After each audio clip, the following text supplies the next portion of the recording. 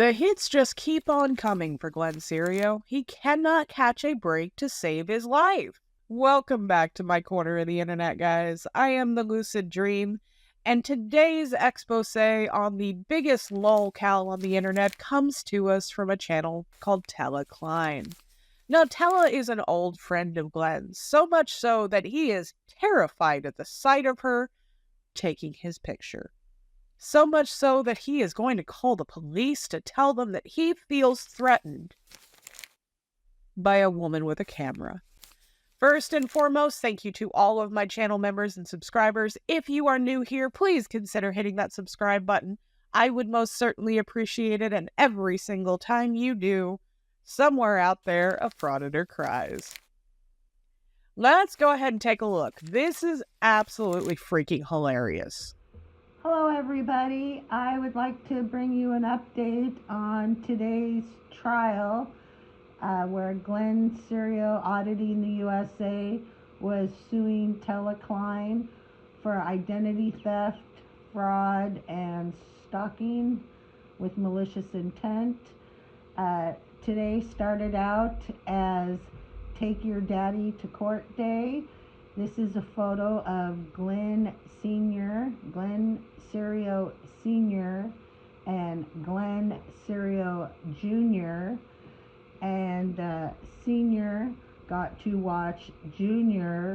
lose again in court. Here is the dismissal of small claim action, and it is with prejudice, as they say.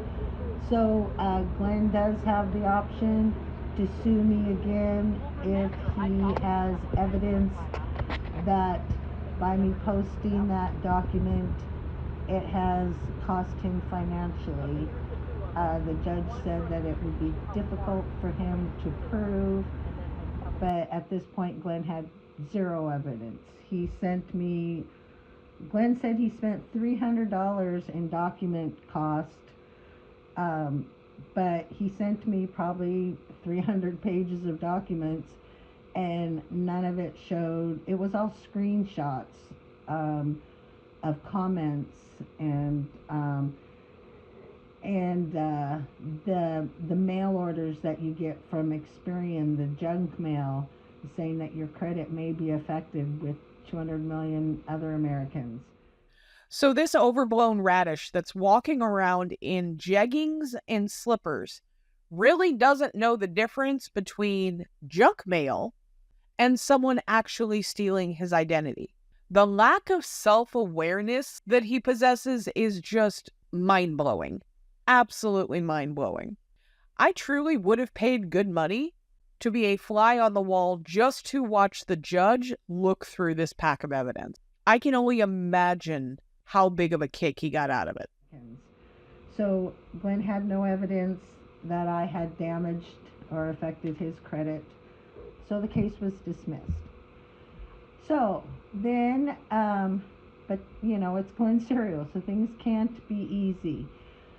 We started out after the court.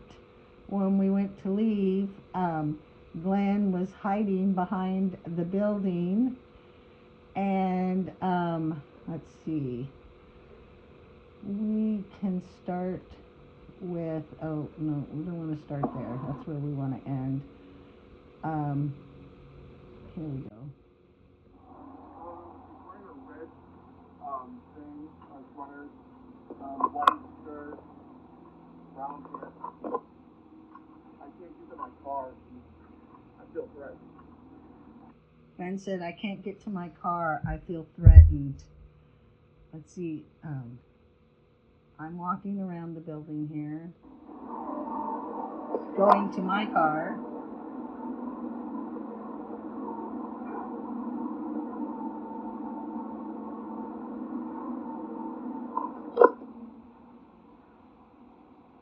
And that's Glen Cerio and Glen Jr. walking away.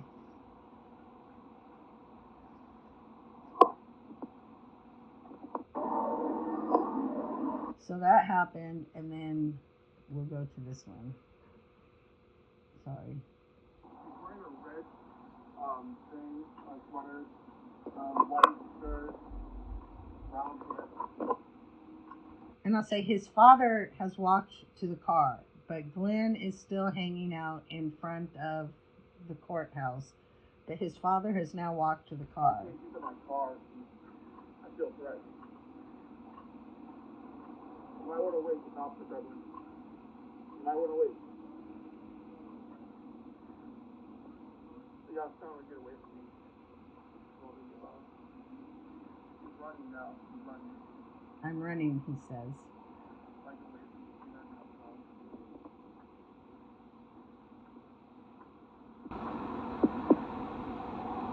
You actually have to call the cops. They're not going to snap you off.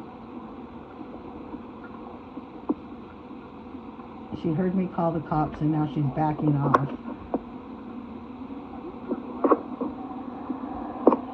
And he just said he thinks I have a weapon.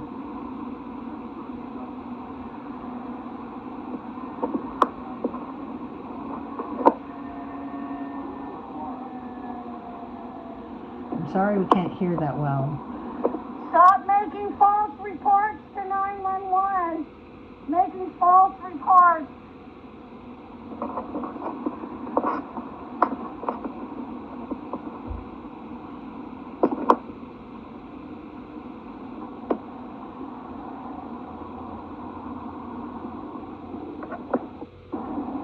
So he goes walking back to his car, and then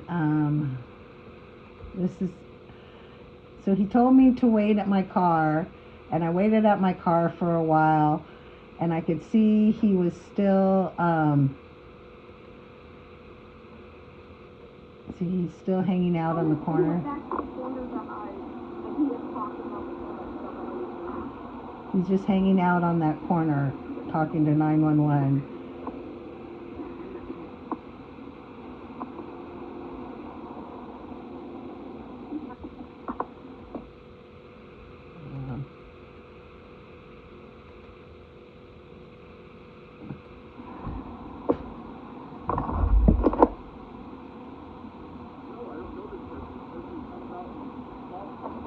Says he doesn't know me.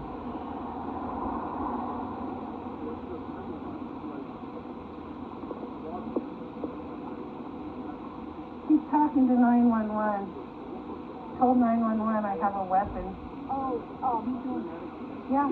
Apparently he just told 911 that they tell him have a weapon. This would be the same fellow. This would be the same fellow that only told 911. So I hung out in the parking lot because he told 911 I had a weapon, and clearly I'm at my car, not close enough to really hear everything he says. So then I decided to go back into the courthouse and talk to the sheriff, because I knew there was a sheriff inside the courthouse. So I'm coming from the parking lot. Glenn is still hiding around the corner of the building talking to 911. And this is me walking back into the building. I definitely have to give it to Tella. I would not have been able to keep my composure. I would be laughing in his face right now. Who does this? He's obviously not afraid. If he's actually afraid, then there is something seriously wrong with him. Beyond what we already know. I know we already know there is something seriously wrong with him, but what is the point in all of this? He could have walked to his car, gotten into his car with his dad, and be gone by now. Obviously, she doesn't have a weapon. I don't know if he thinks that she's going to get in trouble, but this is beyond humiliating. Why would you act like this in public? Why would you act like this at all? Of course I don't have a weapon. I'm going inside the building.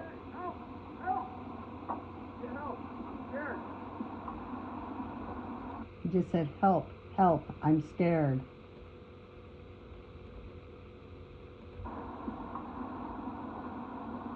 I don't know. You walked towards me, something in your hand. It's my phone. Stop something in your hand.